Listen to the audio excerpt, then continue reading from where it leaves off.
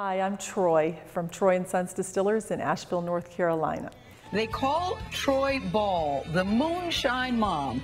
She moved to North Carolina for her children's health, she said, and then she really got into, how shall we say, the spirit of her new community. I decided to call the distillery Troy & Sons because I'm a mother of three sons, and my two older sons are special needs children, and they are now 24 and 22. They're in wheelchairs and are medically fragile, nonverbal. So the bulk of my life has been spent mothering those children and trying to keep them alive and healthy and well and progressing.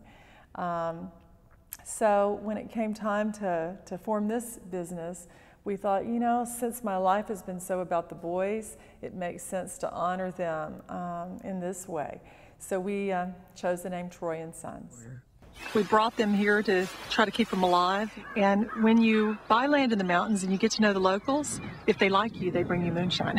Jerry Rogers was one of those locals. Jerry did give Troy her first taste of the good stuff. And Troy, who hadn't worked outside the home in years, set out to make her own. I had to be a full-time mom. That was 24 hours a day.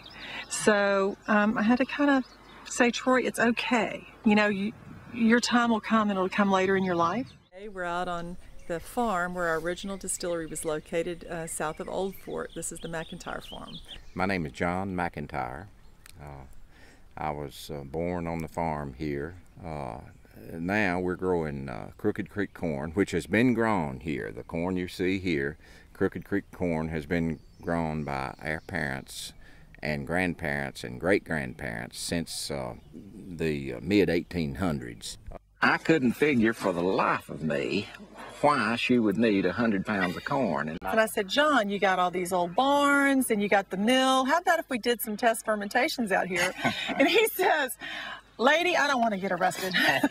This is 184 proof, which is 92% alcohol. Wow. So Troy's husband, Charlie, runs the still. Her youngest son, Trevor, helps out on the assembly line. I've always had a hypersensitive sense of smell. As a matter of fact, around the family, I'm called Dr. Nose. She's got a great sense of taste. Fill the mash tank with water to about here. At 180 degrees, the starches in the corn convert to sugar and become what's known as mash. So here, help me open this. Okay. The mash and the yeast ferment for 5 days. And on the 7th day, we make perfect spirits. No one's figured out how to make a great moonshine in the marketplace, as we call it, superfine moonshine.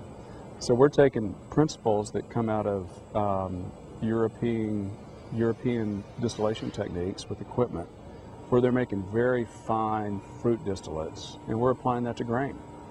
And we're using heirloom products that give you completely pure and unadulterated content.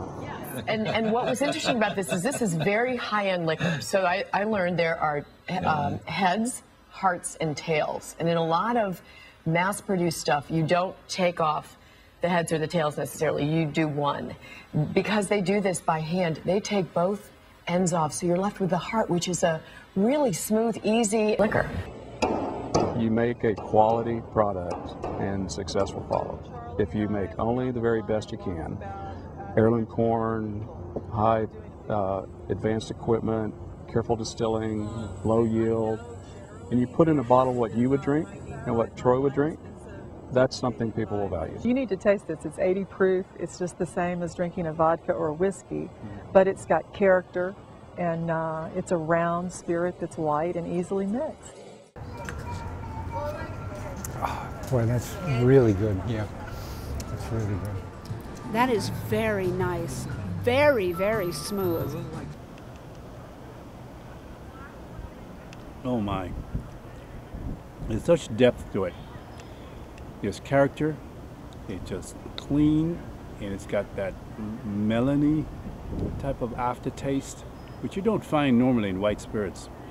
A lot of so-called very high-grade white spirits are stripped out. They're good for mixes. Yes, they're clean, but there's no character to them. This has character. People, when they see it, you know, are like, moonshine? You offer that? Moonshine margaritas, mojitos, cosmopolitans. Once run out of town, the Great American Spirit finally has a seat at the bar. You like it? I love it. Cheers. Cheers.